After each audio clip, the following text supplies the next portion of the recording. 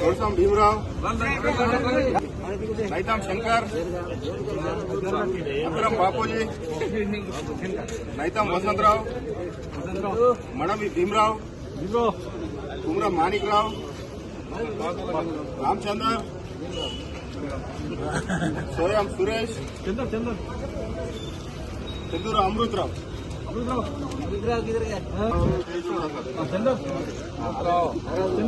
సాత్నాల మండలంలోని మాంగూర్ల అదేవిధంగా దేవుజుగూడకు సంబంధించినటువంటి టీఆర్ఎస్ కాంగ్రెస్ పార్టీ నుండి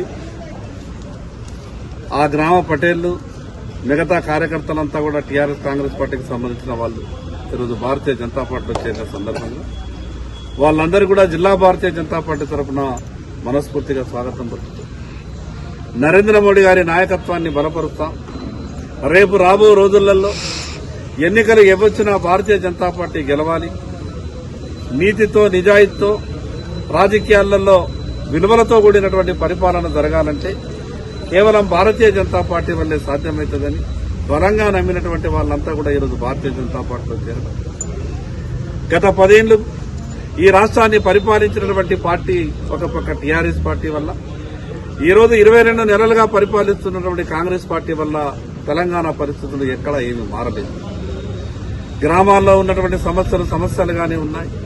టీఆర్ఎస్ హయాంలో ఏ రకంగానైతే గ్రామాలు సమస్యలతో సతమతమైనవి, ఈరోజు కాంగ్రెస్ పార్టీ అధికారంలోకి వచ్చిన తర్వాత అదే రకమైనటువంటి పంతాన్ని కొనసాగిస్తారు. కేంద్ర ప్రభుత్వం వందల వేల కోట్ల రూపాయలు గ్రామ పంచాయతీ అభివృద్ది కొరకు నిధులిస్తున్నా అవి గ్రామాల పొలిమేర వరకు కూడా రాలేనటువంటి పరిస్థితి. హైదరాబాద్ సచివాలయంలోనే ఆ యొక్క నిధుల మళ్లింపు కార్యక్రమం జరగడం, ఈ రకంగా గ్రామ పంచాయతీలో అభివృద్ది అంతా కూడా కుంటుపడడం. మరొక్కసారి ఈరోజు పార్టీలో చేరినటువంటి వాళ్ళందరికీ కూడా మనస్ఫూర్తిగా స్వాగతం పలుకుతా ఉన్నా. మంచి రోజులు రావాలి, మంచి పరిపాలన జరగాల.